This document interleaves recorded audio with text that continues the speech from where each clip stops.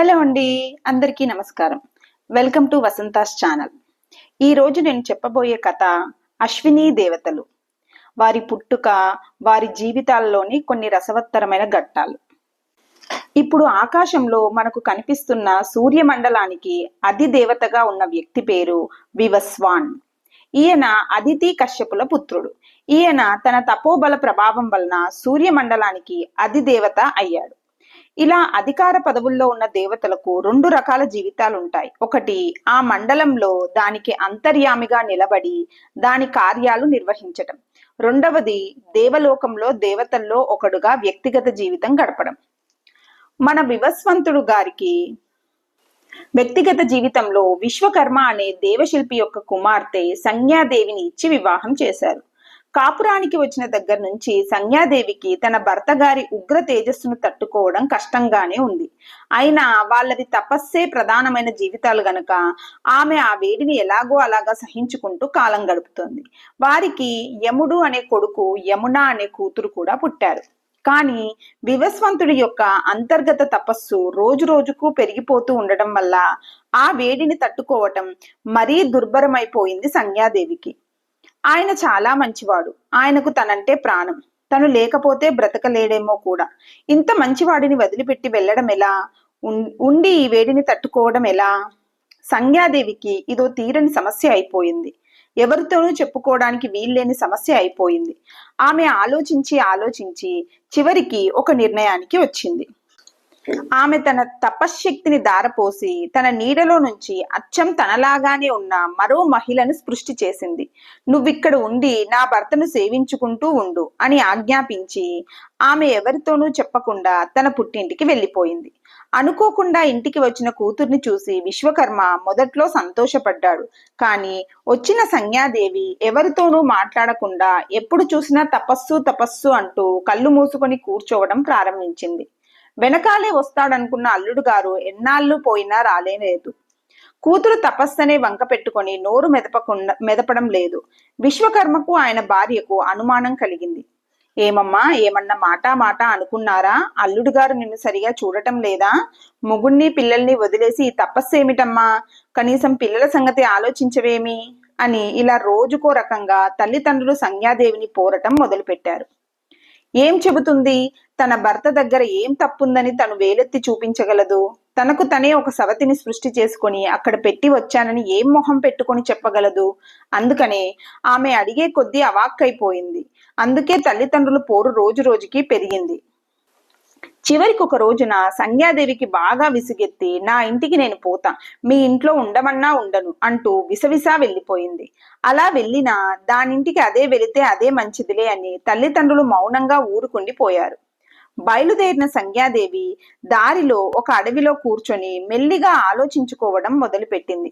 పుట్టింట్లో ఉంటే అమ్మా నాన్నలకు అప్రతిష్ట. మెట్టినింటికి పోతే తన రహస్యం తనే బయట పెట్టుకున్నట్లు అవుతుంది. ఎక్కడో అక్కడ ఒంటరిగా కూర్చొని తపస్సు చేసుకుందామంటే ఎంత అడవైనా ఆడదానికి అది క్షేమం కాదు. ఏ మొగ పురుగుకి ఏ క్షణాన ఏ పాడు బుద్ధి పుడుతుందో ఎవరు చెప్పగలరు? సంజ్ఞాదేవికి చాలాసేపు ఏమీ పాలుపోలేదు. చివరికి ఆమెకు ఒక వింత ఆలోచన వచ్చింది. దాంతో ఆమె మనస్సు తేట పడిపోయింది. వెంటనే ఆమె ఒక ఆడగుర్రంగా మారిపోయి ఆ అడవిలోనే ఉండి తీవ్ర తపస్సు చేయసాగింది. విశ్వకర్మ చాటుగా విచారించాడు, కూతురు మెట్టినింటికి చేరిందా లేదా అని. అబ్బో, నీ కూతురు అల్లుడు పైలా పచ్చీసు ఉన్నారయ్యా అని కబురొచ్చింది. విశ్వకర్మ గారు అమ్మయ్య అనుకొని హాయిగా ఉండిపోయాడు.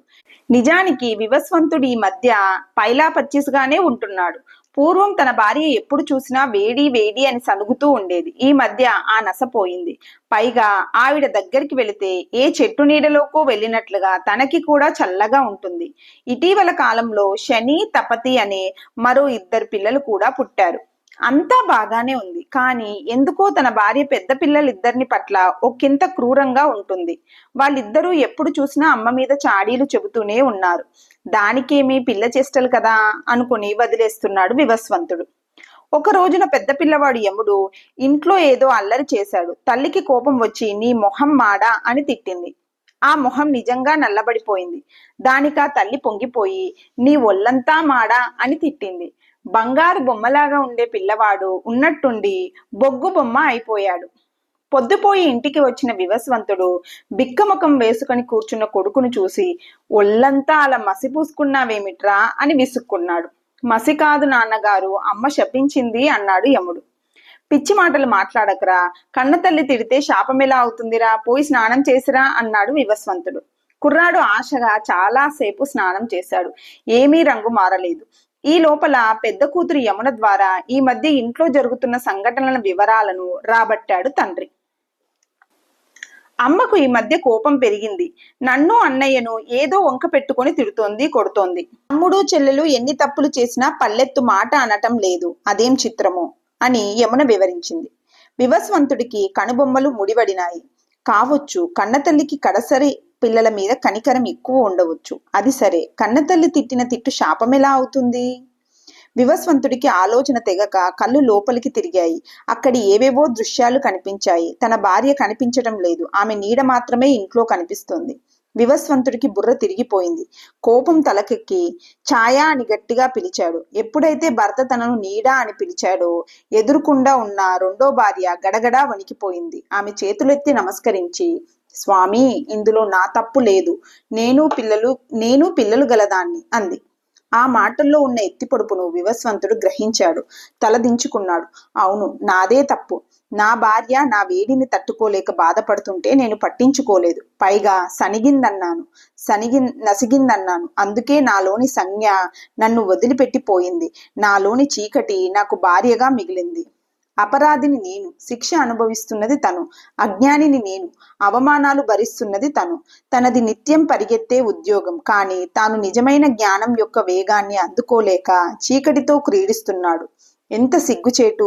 ఇంతకు నా భార్య, నా జ్ఞానకళ ఎక్కడ ఉంది, ఎలా ఉంది, ఏం చేస్తుంది?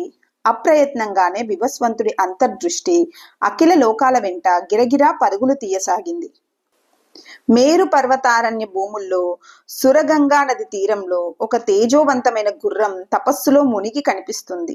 ఎన్నిసార్లు లోపలి కళ్ళు తిప్పి చూసినా చివరికి చూపు అక్కడే ఆగుతోంది. అంతే. తక్షణమే పరుగులు తీశాడు వివస్వంతుడు. మేరు పర్వత ప్రాంతాలకు చేరాడు. ఆ వేడి తరంగాలకు అశ్వరూపంలో ఉన్న సంజ్ఞ కళ్ళు తెరిచింది. ఒక పక్క తన భర్త తన కోసం పరుగులు తీసుకుంటూ వస్తున్నాడన్న సంతోషం, మరో పక్క తన రహస్యం బయటపడిపోతోందని సంకోచం. ఇది కాక వేడి కిరణాల బెడద, మరో భయం. అన్ని భావాలు అన్ని వైపుల నుంచి ఒకేసారి అమ్ముకురాగా ఒక రకమైన అయోమయంలో పడి దూరంగా పరుగులు తీసిందా గుర్రం. దాంతో వివస్వంతుడికి ఖాయమైంది అది తన భార్యే అని. అతనిలో కరుణ, ప్రేమ, మోహం, పట్టుదల ఒక్కసారిగా పెళ్ళుబీకి అప్రయత్నంగానే అతని రూపం ఒక మొగ గుర్రంగా మారి తను పరుగులు తీసింది. కొద్ది క్షణాల్లోనే వెళ్లి మీదకు దూకి ఆడగుర్రాన్ని తన ముంగాళ్లతో పట్టి నిలబెట్టేసింది. అప్పటిదాకా బింకానికి పోయిన సంజ్ఞాదేవి భర్తగారి ప్రేమ స్పర్శకు కరిగి నీరైపోయింది. కొద్దిసేపట్లోనే సద్యోగర్భ విధానంలో ఆమెకు 2 మగపిల్లలు జన్మించారు. ఇది వట్టి జన్మ కాదు. అంతరిక్షంలో వ్యాపించి ఉన్న రకరకాల శక్తులలో ఏవేవో విపరిణామాలు సంభవించి అవి కేంద్రీకృతాలై పరస్పర విరుద్ధంగా ఉండే విచిత్ర శక్తులన్నీ ఒక్కచేటికి చేరి గట్టిపడి చివరిగా ఈ కవల పిల్లలుగా రూపొందినాయి. పుట్టింది మగపిల్లలు, కానీ చిత్రం వారి మొహాలు ఇంచుమించు గుర్రపు మొహాల్లాగే ఉన్నాయి. అంతకంటే చిత్రం, తల్లిదండ్రులకు గుర్రపు రూపాలు పోయి వారి మామూలు రూపాలు వచ్చేశాయి. ప్రకృతి శక్తులలో ఇన్నిన్ని విపరిణామాలు విచ్చలవిడిగా జరిగిపోతుంటే నానా దిక్కులలోనూ దేవతా రూపాలతో నిలబడి సృష్టి పరిరక్షణ కార్యక్రమాన్ని యజ్ఞార్థ కర్మగా నిర్వర్తిస్తున్న పరమేశ్వర శక్తులు ఒక్కసారిగా ఉలిక్కిపడ్డాయి. దాంతో ఎక్కడెక్కడి దేవతలు గుంపులు గుంపులుగా సంజ్ఞా వివస్వంతులు నిలబడి ఉన్న మేరు పర్వత ప్రాంతాలకు చేరారు. వారిలో విశ్వకర్మ కూడా ఉన్నాడు. వచ్చిన దేవతామూర్తులు తమ దివ్య దృష్టిని కేంద్రీకరించి జరిగినదేమిటా అని పరిశీలించి చూడటం మొదలుపెట్టాడు. పరిశీలించి చూస్తున్నా కొద్దీ పరవశించిపోతున్నారు దేవతలు. అహోరాత్రాలు, శుక్లపక్ష కృష్ణపక్షాలు, ఉత్తరాయణ దక్షిణాయనాలు ఉచ్ఛ్వాస నిశ్వాసలు, జనన మరణాలు, నిద్ర మేలకువలు, సృష్టి ప్రళయాలు, ఆద్యాంతాలు, భూత భవిష్యత్తులు, ప్రకృతి పురుషులు, స్త్రీ పురుషులు, సుఖ దుఃఖాలు, జడచేతనాలు, విద్యుత్ ఐరావతాలు మొదలైన వేల వేల రూపాలలో జంటలు జంటలుగా విహాయ సవితిలో విహరించే యుగల శక్తులన్నీ కలిసి గట్టిపడి రూపం గట్టి ఈ పిల్లలుగా అవతరించారని వాళ్లకు అర్థమయ్యింది. అంతేగాక వివస్వంతుడిలోని ఆరోగ్యకర జీవశక్తులన్నీ వైద్య విద్యా రూపంలో ఈ పసికందులలోకి సంక్రమించి ఉన్నాయని వాళ్లకు అర్థమయ్యింది. తల్లి సంజ్ఞాదేవిలో ఉన్న మృదుత్వము, తపస్సు ఈ పిల్లలలో కేంద్రీకృతమైనాయని వారికి అర్థమయ్యింది. పరమాత్మ సృష్టి చాలా విచిత్రమైంది. ఇన్ని సద్గుణాలతో పాటు ఒక చిన్న వికట గుణం కూడా ఇక్కడ చోటు సంపాదించుకుంది. తల్లిదండ్రులకు దీర్ఘకాల వియోగానంతరం కలిగిన సంతానం అవడం వల్లో ఏమో ఈ పిల్ల జీవులలో కొంత ఇంద్రియ వ్యామోహానుకూలమైన విలాస జీవన కళ కూడా కొంచెం కనిపిస్తుంది. కానీ చిత్రం, బ్రహ్మ విద్యా ప్రాప్తికి అర్హమైన పవిత్రత విస్పష్టంగా కనిపిస్తుంది. దేవతా వర్గాలకు ఒక మాట స్పష్టంగా తేలిపోయింది. ఈ పుత్ర స్పృష్టి ఈ తల్లిదండ్రులు కావాలని చేసినది కాదు. ఈ తల్లిదండ్రులలో వెనకాల వేల వేల జన్మలుగా పోగుబడిన తపశ్శిఖరాలను జగత్ కళ్యాణం కోసం వినియోగించదలుచుకొని ఆ పరమాత్మ స్వయంగా పూనుకొని చేసిన విశిష్ట దేవతా సృష్టి ఇది. ఇకపై జరగబోయే సృష్టి క్రియా నిర్వహణలో ఈ సోదర జీవుల పాత్ర అవిరాళంగా ఉండబోతోంది. 1, 2 అనే అంకెలకు అతీతమై ఊహకు అందకుండా ఉన్న ఆదిశక్తి ఇప్పుడు 2 అనే అంకెకు ఆశ్రయించి ఏకత్వ తత్వాన్ని లోకానికి చూపిస్తున్న పవిత్ర సన్నివేశం ఇది. ఇది లోక సామాన్యమైన సత్య అసత్యాలకు అతీతంగా ప్రవర్తించే పరమార్థ సత్యానికి ప్రత్యక్ష సంకేతం. ఈ విషయాలన్నీ గ్రహించిన దేవతలు ఆనందం ఉప్పొంగి ఆ పిల్లలకు వాళ్లే పేర్లు పెట్టేశారు. నా సత్యుడు, దస్రుడు అని. నా సత్యుడు అంటే అసత్యం కానివాడు, దస్రుడు అంటే 1ని 2గా విభజించి చూపించేవాడు. దేవతలంతా ఆనందోల్లాసాలలో పిల్లలకు నామకరణోత్సవం జరిపించేస్తున్న తాత విశ్వకర్మ మాత్రం తన అంతర్దృష్టిలోని అన్వేషణ ఆపలేదు. దాన్ని గమనించిన దేవతలు ఆయన ఏం వెతుకుతున్నాడా అని ఆయన చూపుల వెంట తమ కళ్ళను కూడా పరుగులు పెట్టించారు. పిల్లనిచ్చుకున్న తండ్రి బాధ అది. ప్రకృతి శక్తులు, కొత్త స్పృష్టాలు, ఈ సంబరాలన్నీ సరే, తన కూతురికి ఇదేం గతి? ఈ కారడవిలో కానుపేమిటి? అక్కడ అత్తవారింట్లో మరో రూపమేమిటి? ఏమిటి దీనంతటికీ కారణం? ఇది ఆ తండ్రి ఆవేదన, ఆందోళన. ఇప్పుడు దేవతలకు కూడా అర్థమైంది. ఆ పడకింటి పొరపచ్చాలకు కారణమేమిటో వాళ్లతో పాటు సూర్యుడికి అర్థమైంది. మిలమిలలాడే సూర్యుడి ముఖం వెలవెలబోయింది. ఆయన దీనంగా ఇలా అన్నాడు, దేవతా శ్రేష్ఠులారా, నన్ను మన్నించి నా మాట కొంచెం వినండి. తపస్సే తప్పవుతుందని, తపస్సు వల్ల కలిగిన తాపమే సంసారులకు సంకటమవుతోందని నేను పూర్వం ఊహించలేదు.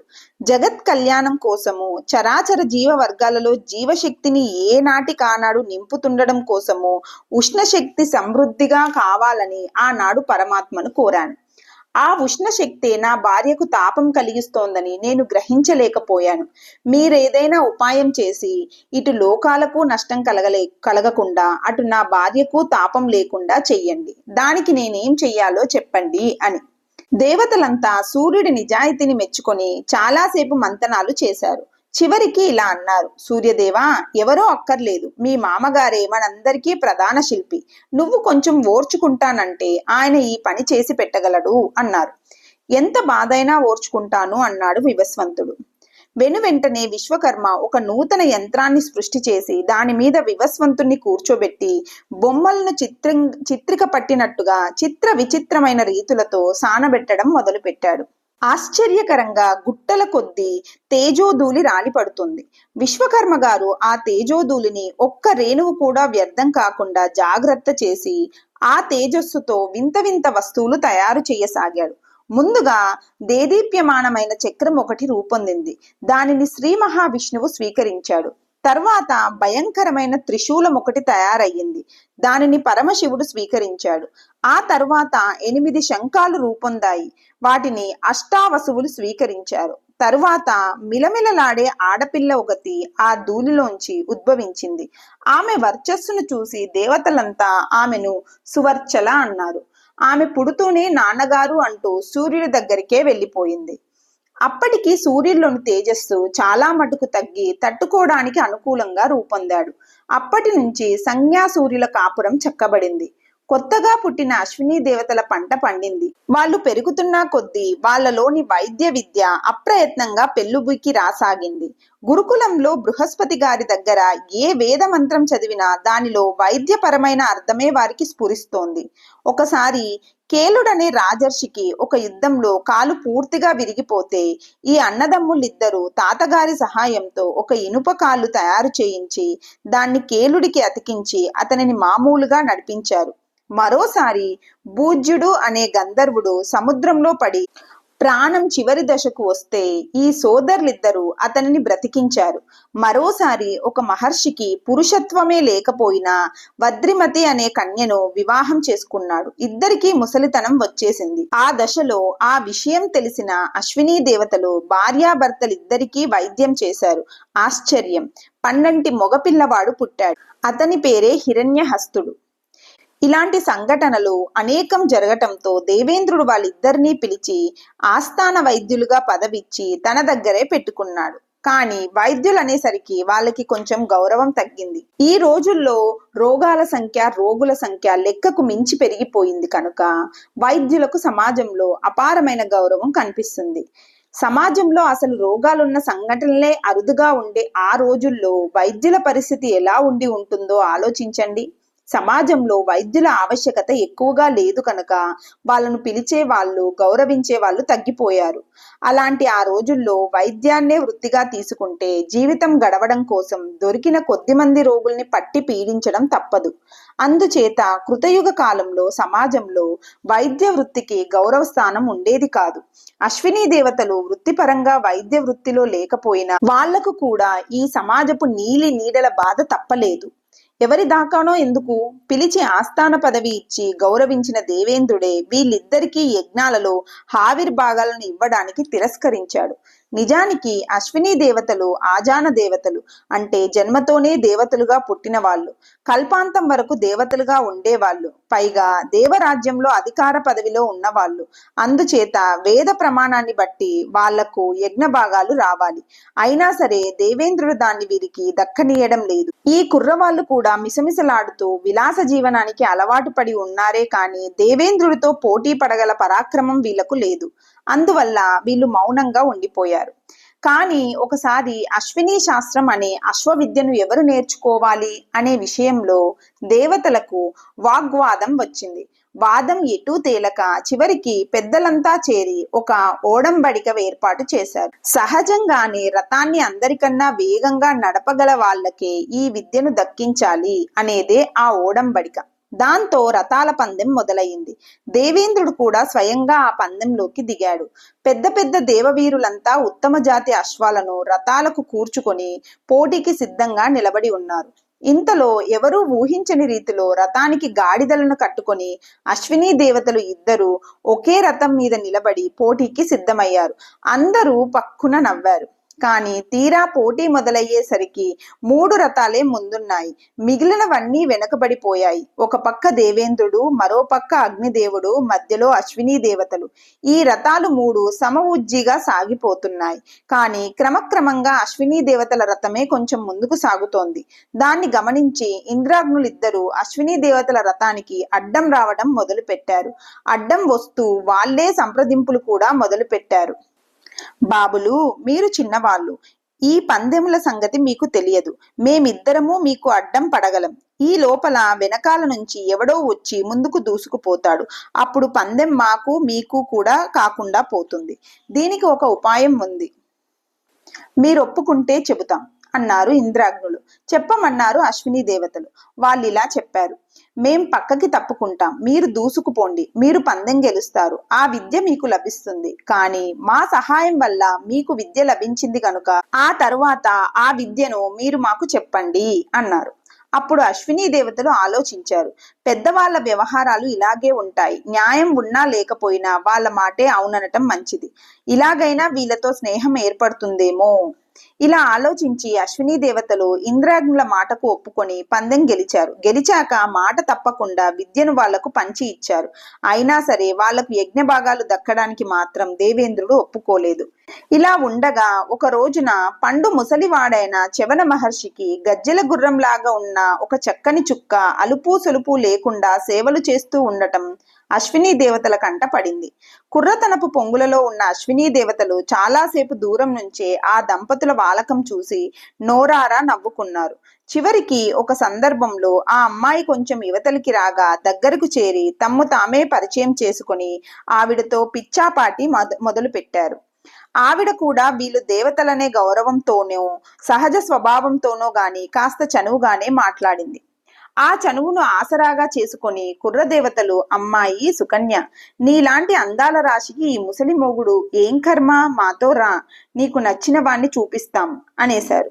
అప్పటిదాకా కిలకిలా మాట్లాడిన సుకన్య ఈ మాట వినేసరికి అగ్గి మీద గుగ్గిలమై విసవిసా వెళ్ళిపోయి సరాసరి చవన మహర్షితోనే చెప్పేసింది, ఈ అశ్విని దేవతలు ఇలా అంటున్నారు అని. సహజంగా కోపిష్టి వాడని పేరు పొందిన చవన మహర్షి మాత్రం ఆ మాట వింటూనే పకపకా నవ్వి వాళ్ళనొకసారి ఇటు రమ్మను, నేను మాట్లాడతా అన్నాడు. సుకన్య వాళ్ళ దగ్గరికి వెళ్ళి చవన మహర్షి రమ్మంటున్నాడని చెప్పింది. వాళ్ళు వణుక్కుంటూ వచ్చారు. చవన మహర్షికి కళ్ళు కూడా సరిగా కనిపించటం లేదు. ఆయన వీళ్ళు వచ్చారని విని కొంచెం సిగ్గుపడుతూ ఇలా అన్నాడు, అబ్బాయిలు, మీరు చెప్పింది నిజం. నాలాంటి వాడు చేయవలసిన పని కాదిది.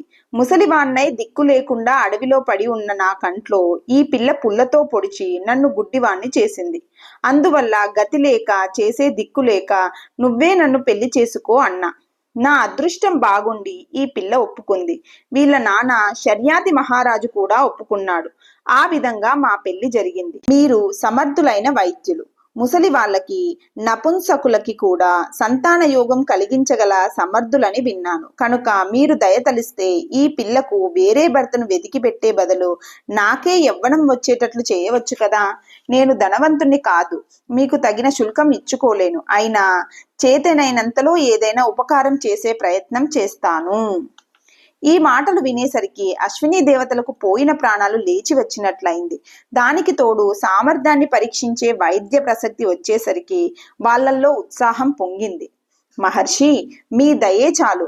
మీరు మమ్మల్ని అపార్థం చేసుకోలేదంతే చాలు. ముందర ఒకసారి మాతో పాటు ఈ సరస్సులో స్నానం చెయ్యండి. వైద్యం సంగతి తర్వాత చూద్దాం. ఇలా అంటూ అశ్విని దేవతలు చవన మహర్షిని తీసుకెళ్లి స్నానం చేయించారు. ముగ్గురు నీళ్లలో మునిగి పైకి లేచారు. అంతే. ఈ మాట ఇద్దరు కాదు, ముగ్గురు అశ్విని దేవతలు ఉన్నారు అక్కడ. ఒడ్డు మీద కూర్చుని చూస్తున్న సుకన్యదేవి నివ్వెరపోయింది. అసలైన అశ్విని దేవతలు బెదిరిపోయారు. వాళ్ళు మహర్షికి యవ్వనం రావాలని మాత్రమే సంకల్పించారు. తమ వంటి రూపం రావాలని సంకల్పించలేదు. ఇది మహర్షి చేస్తున్న చమత్కారమని వాళ్లకు అర్థమైపోయింది. వాళ్ళిలా ఆలోచించుకుంటూ ఉండగానే మూడవ ఆయన సుకన్యను పిలిచి, సుందరాంగి, నీకీ ముగ్గురులో ఎవరు కావాలంటే వారిని వరించు. మిగిలిన వాళ్ళిద్దరూ సంతోషిస్తారు. నీకే దోషము రాదు అన్నాడు. మిగిలిన ఇద్దరూ కూడా తేరుకొని అవునవును అన్నారు. ఈ మాట బెదిరిపోవడం సుకన్యవంతయింది. కానీ ఆమె పరమ పవిత్ర హృదయ దేవీ ఉపాసకురాలు. అందువల్ల ఆ పరాదేవినే తీవ్రంగా ధ్యానించింది. ఆమె ధ్యాన శక్తి ముందర చవన మహర్షి తపశ్శక్తి కూడా వెలవెలా పోయి ఆయన అసలు రూపం బయటపడింది. గట్టు మీద కూర్చున్న సుకన్య నిజంగానే గట్టెక్కింది. చెరువులోంచి బయటకు వచ్చాక అశ్విని దేవతలు వనమూలికలన్నీ ఏరుకొచ్చి ఒక నూతన లేహ్యం తయారు చేసి మహర్షికిచ్చి, చవన మహర్షి, ఈ లేహాన్ని మీరు రోజూ సేవించాలి. దీనివల్ల మీ యవ్వనం సుస్థిరంగా నిలబడి ఉంటుంది అని చెప్పారు. చవన మహర్షి యవ్వనాన్ని నిలబెట్టిన ఆ లేహానికే చవన ప్రాశ అనే పేరు లోకంలో శాశ్వతంగా నిలిచిపోయింది. అశ్విని దేవతలు మహర్షి దగ్గర సెలవు తీసుకుని వెళ్ళిపోయారు. ఇది జరిగిన కొంతకాలానికి సుకన్య తండ్రి శర్యాతి మహారాజు ఒక యాగం చెయ్యాలని సంకల్పించాడు. మహర్షులైన అల్లుళ్ళు పండగలకి పబ్బాలకి ఇంటికి రమ్మంటే రాకపోవచ్చు, యజ్ఞం అంటే తప్పకుండా వస్తారు. అందువల్ల శర్యాతి మహారాజు అల్లుణ్ణి కూతుర్ని స్వయంగా యజ్ఞానికి ఆహ్వానిద్దామని చవన మహర్షి ఆశ్రమానికి వెళ్ళాడు. తను వెళ్ళేసరికి కూతురు ఏం కష్టాలు చెప్పుకుంటుందో, దాన్ని ఎలా ఓదార్చవలసి వస్తుందో అనుకుంటూ వెళితే ఆశ్చర్యంగా కూతురు సుకన్య చాలా ఉల్లాసంగా కనిపించింది. అల్లుడే అసలు కనిపించలేదు. పైగా ఆ ఇంట్లో వయసు పొంగు మీదున్న కుర్రవాడు ఎవడో కనిపించాడు. ఎవడో ఋషికుమారుడు కావచ్చు, కానీ అతనితో తన కూతురు ప్రవర్తించే తీరు కొంచెం వెగటుగా ఉంది. రాజుగారు చింతలో పడిపోయాడు. ఆనాడు తను చేసింది తప్పేమో. తన రాజ్యం క్షేమం కోసం తను బిక్కుమొహం పెడితే తన మీద జాలితో తన కూతురు ముసలివాణ్ణి పెళ్లి చేసుకోవటానికి అంగీకరించింది. తను కూడా ఆ రోజు తొందరపడ్డట్టు కనిపిస్తోంది. తత్ఫలితంగానే ఈనాడు తన కళ్ళ ఎదుటే తన కన్న కూతురే ధర్మాన్ని అతిక్రమిస్తూ కూడా నిర్భయంగా తిరుగుతోంది. ఇప్పుడు తనేం చేయాలి? రాజుగారి అంతర్మతనం చ్యవన మహర్షికి అర్థమైంది. ఆయన మరికొంతసేపు మామగారిని ఆట పట్టించడం కోసం పరాయివాడిలాగానే ప్రవర్తించాడు. చివరికి కూతురే ఉండబట్టలేక కన్న తండ్రికి జరిగిన కథంతా వివరించింది. రాజుగారు మొదట అమ్మయ్య అనుకున్నారు. ఆ తర్వాత ఆశ్చర్యపోయాడు. కొద్దిసేపటికి గాని తాను ఆనందంలో మునిగిపోయి ఉన్నానని ఆయనకు తెలియలేదు. ఈ మొదటి పొంగులన్నీ తీరిపోయాక చ్యవన యువకుడు యజ్ఞ విశేషాలేమిటని ఆరా తీయటం మొదలు పెట్టాడు. తనేదో మామూలు చిన్న యాగమే చేద్దామనుకున్నాడు. కానీ అంతకంటే చాలా పెద్ద ఎత్తున యాగం చెయ్యమని ప్రోత్సహిస్తున్నాడు అల్లుడు. మామగారికి అంతా అయోమయంగా ఉంది. జరిగిందంతా వైద్యశాస్త్ర మహిమో, అశ్వినీ దేవతల మహిమో, చ్యవన మహర్షి మహిమో అర్థం కాక అయోమయంలో పడి ఉన్న మామగారికి అల్లుడు చెప్పిందల్లా వినడమే పనైపోయింది. చ్యవన మహర్షి స్వయంగా వెళ్ళాడు. ఆ యువ దంపతులను చూసి రాజ్యంలో అందరికీ పొంగుగానే ఉంది. ఆయనను చూసేసరికి అంతకు ముందున్న అధ్వర్యుడు అనగా ప్రధాన ఋత్విక్కు తనే స్వయంగా వచ్చి ఆ పదవిని మీరే నిర్వహించండి అని చ్యవనుణ్ణి ప్రార్థించాడు. ఆయన కూడా పెద్ద బెట్టు చేయకుండా ఒప్పేసుకున్నాడు. యజ్ఞం మొదలయ్యింది. వరుసగా దేవతలను ఆహ్వానించడం ప్రారంభమైంది. దేవేంద్రుణ్ణి మంత్రపూర్వకంగా ఆహ్వానించడం జరిగింది. ఆయన బయలుదేరి వస్తున్నాడు. ఇంతలో చ్యవన మహర్షి అశ్విని సూక్తాలను పఠించి అశ్విని దేవతలను ఆహ్వానం చేశాడు. తోటి ఋత్విక్కులంతా హాహాకారాలు చేశారు. ఆ ఆహ్వానం దేవేంద్రుడికి ప్రియకరం కాదని వాళ్లకు తెలుసు. అందుకే వేల ఏళ్లుగా అశ్విని దేవత ఆహ్వాన సాంప్రదాయం తెగిపోయి ఉంది.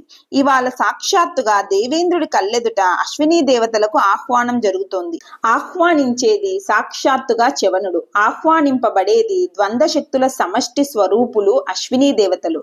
వారు మంత్రబద్ధులై అవశులై ఆనందంగా కదలి వస్తున్నారప్పుడే. అదిగో దేవేంద్రుడు మహోగ్రంగా గుడ్లు ఉరిమి చూస్తున్నాడు. అందుకే ఋత్విక్కులు హాహాకారాలు చేస్తున్నారు. దేవేంద్రుడు మహోగ్రుడై ఉన్నాడు. ఇటు నేల మీద చ్యవనుడు మళ్లీ మళ్లీ ఆహ్వాన మంత్రాలు పఠిస్తూనే ఉన్నాడు. అటు అశ్విని దేవతలు చిద్విలాసంగా కదలి వస్తూనే ఉన్నారు. ఇతడు గాని వారు గాని తనను లెక్క చేసినట్లే లేదు. తన శాసనాన్ని పట్టించుకున్నట్లే లేదు. దేవేంద్రుడు ఇక తట్టుకోలేకపోయాడు. చండ ప్రచండుడై క్రోధ పరవశుడై రాక్షస సంహారానికి వినియోగించవలసిన వజ్రాయుధాన్ని బయటికి తీశాడు. తన కళ్ళ ఎదుట పెరిగిన పసివాళ్ల మీద వేయటమా, పసివాడి వేషం వేసుకున్న ముసలివాడి మీద వేయటమా? కొంచెం ఆలోచనలో పడ్డ దేవేంద్రుడికి కొద్ది క్షణాల్లోనే తన చెయ్యి బిగిసిపోయిందని, ఇక తన ఆయుధం కదలదని తెలిసి వచ్చింది. ఇది ఆ ముసలి చ్యవనుడి పని అని అర్థమవుతోంది. కానీ ఆయన కనీసం హూంకారం కూడా చేయటం లేదు. తన మానాన తన మంత్ర పారాయణాలు చేసుకుంటూ పోతున్నాడు అనుకున్నాడు దేవేంద్రుడు. కానీ ఆయన ఒట్టి పారాయణాలు చేయటం లేదు. పైనున్న దేవేంద్రుడిలో ఏదైనా పశ్చాత్తాపం కలిగిందేమో అని పరిశీలించి చూస్తున్నాడు. ఆ ఛాయలేవీ కనిపించటం లేదు.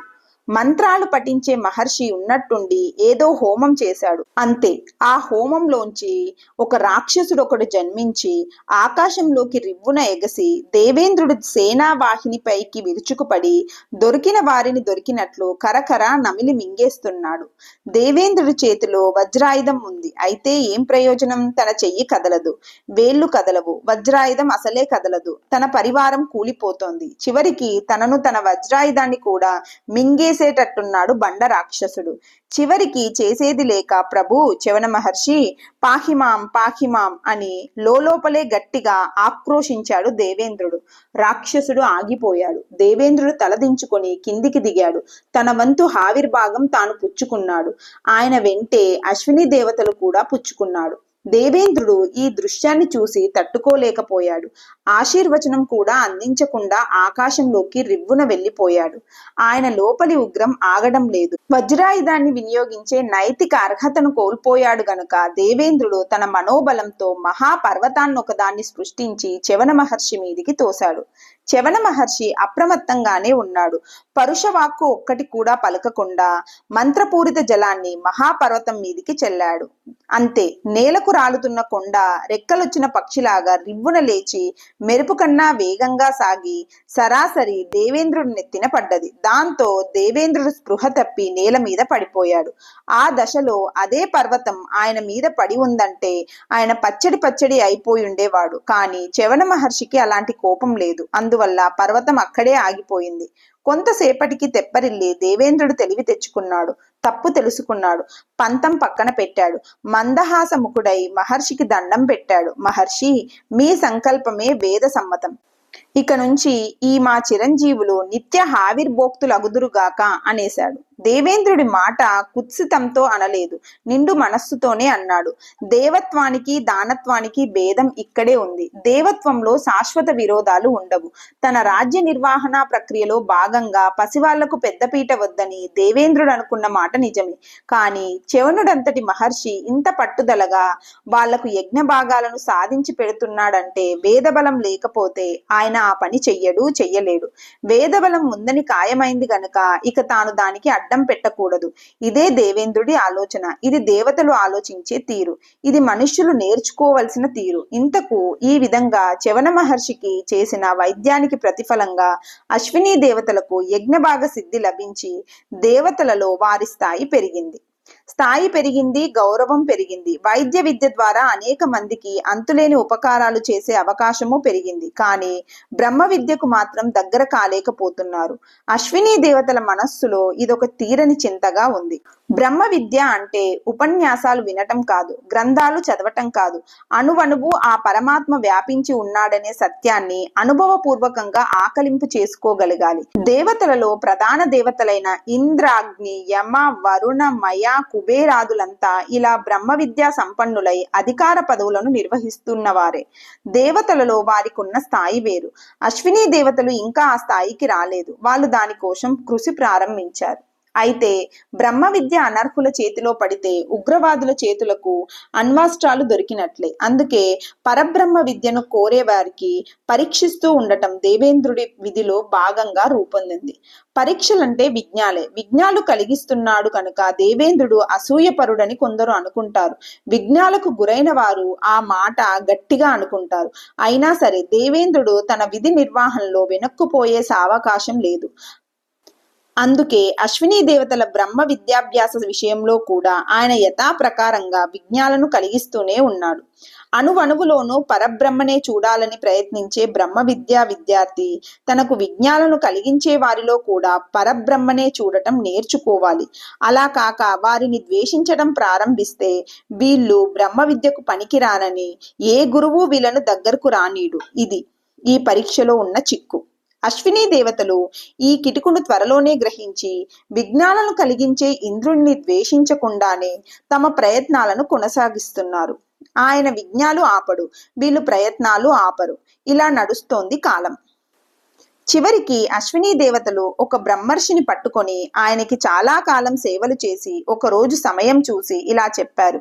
అయ్యా, మాకు మీరు బ్రహ్మ విద్యోపదేశం చేయటానికి అంగీకరించారని తెలియంగానే దేవేంద్రుడు వచ్చి మిమ్మల్ని బెదిరిస్తారు. మీరు భయపడకుండా నేను ఉపదేశం చేసి తీరుతాను అని చెప్పండి.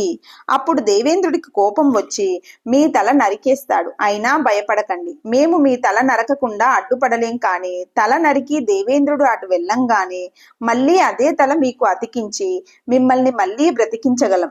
అప్పుడు మీరు మాకు బ్రహ్మ విద్యోపదేశం చేయండి. ఇలా చేసినట్లయితే దేవేంద్రుణ్ణి ద్వేషించకుండా బ్రహ్మ విద్య పొందగలుగుతాం. మా శక్తి మీద విశ్వాసం ఉంచి మా మీద కరుణ చిలకరించి తమరు దీనికి అంగీకరించాలి. ఆ మహర్షి మందహాసం చేసి మీ శక్తి సంగతి నాకెందుకయ్యా, దైవయోగం చేత ఇప్పటికిది ఇలా ప్రాప్తమయ్యింది, మీరు చెప్పినట్లే కానివ్వండి అనేశాడు. ఆ తర్వాత అక్షరాల అశ్విని దేవతలు చెప్పినట్లే జరిగింది. అశ్విని దేవతలు కామ క్రోధ విజేతలై బ్రహ్మ విద్యా సంపన్నులై దేవతలలో పూజనీయ స్థాయికి చేరుకున్నారు.